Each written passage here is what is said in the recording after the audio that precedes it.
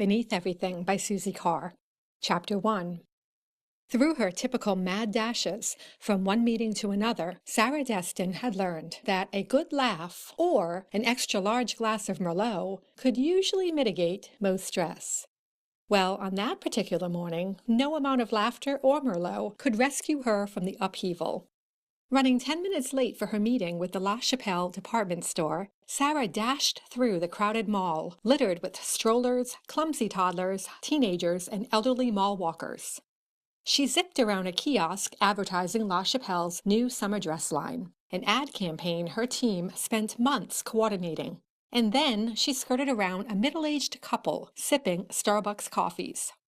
She pushed onward, tossing an apology over her shoulder and drawing a deep breath to stave off the beginning pangs of a headache. The sugary scent of waffle cones in the distance, colliding with the flashing lights of the carousel and wailing screams of an upset child, caused her temples to throb.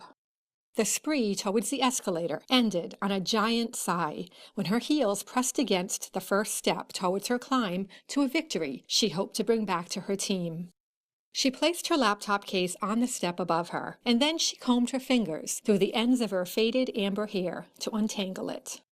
She leaned her head backwards to take in the sight of pastel eggs decorated with glittery lines and circles hanging from the light fixtures.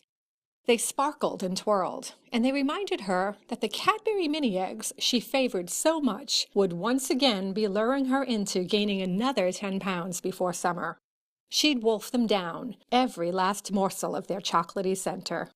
After her meeting that morning, she would visit the Rite Aid near Sears and treat herself to some.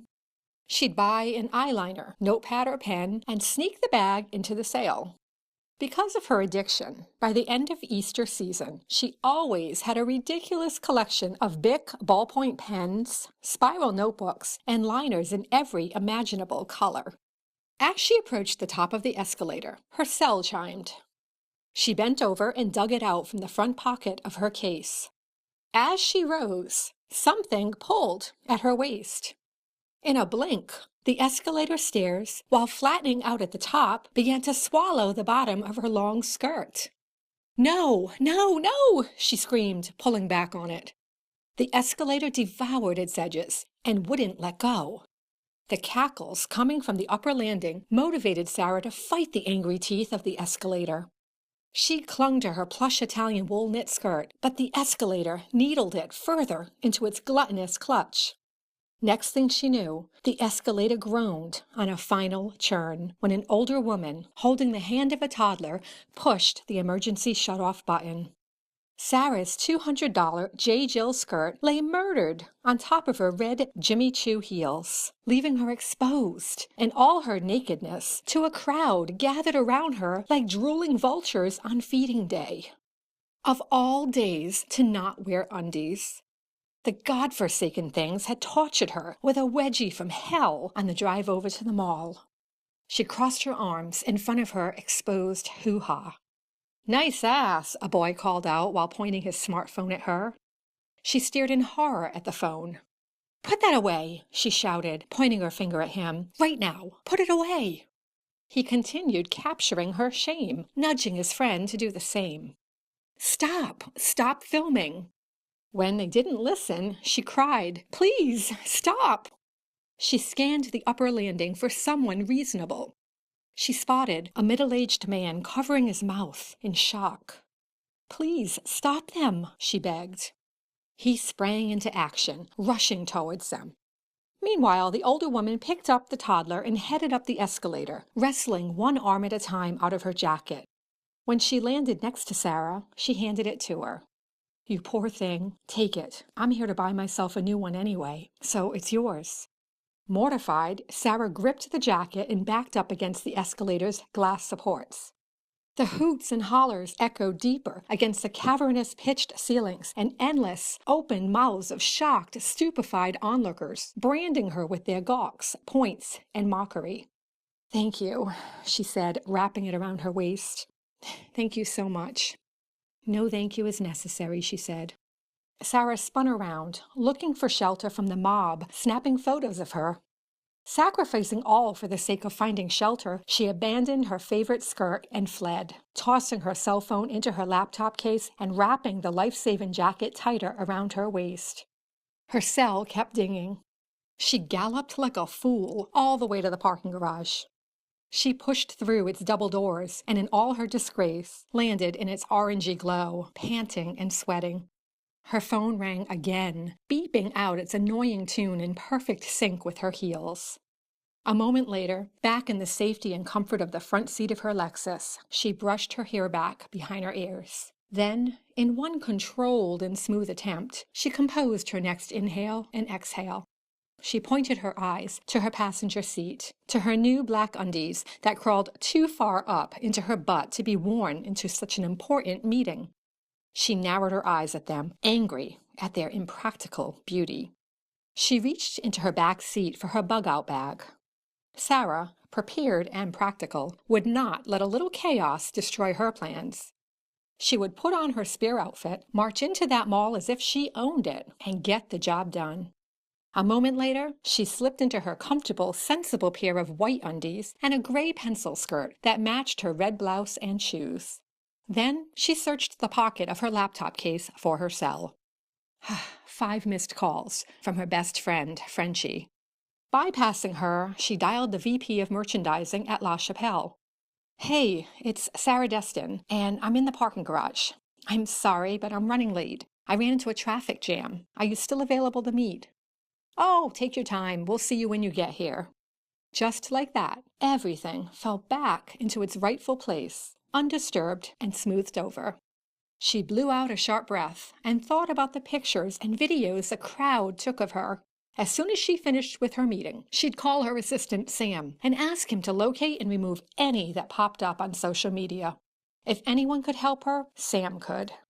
She pulled on the door handle, then toyed with calling Frenchie back. A quick call always turned into an hour, especially when it had been so long since their last chat. Reluctantly, she pinged her back. "Hey, I saw you called." "A lot," she added. "Is everything all right?" "Oh, are you terribly busy?" Yeah, just a little preoccupied at the moment," Sarah said. Rehashing that hellish detour would cost her too many extra minutes. "I need your help," Frenchie said. Sarah pressed her forehead against the window, looking ahead to the mall's entrance. Trying on her most patient tone, she said, "With?" "Well, I'm having a surprise 60th birthday party for Johnny and his twin sister Maureen, and I'm in over my head." At 47, Frenchie was smack dab in the middle age-wise between her husband, Johnny, and Sarah. Yet, when it came to planning, Sarah seemed to be the most sensible of the three. "Just keep it simple," Sarah said. "No, I want this to be the party of all parties for Johnny. We only have 2 months to plan it, and I need your creative brain specifically for the invites. I want them to be unique, something special. I'll need them in like 5 days, though. Please tell me you can do it."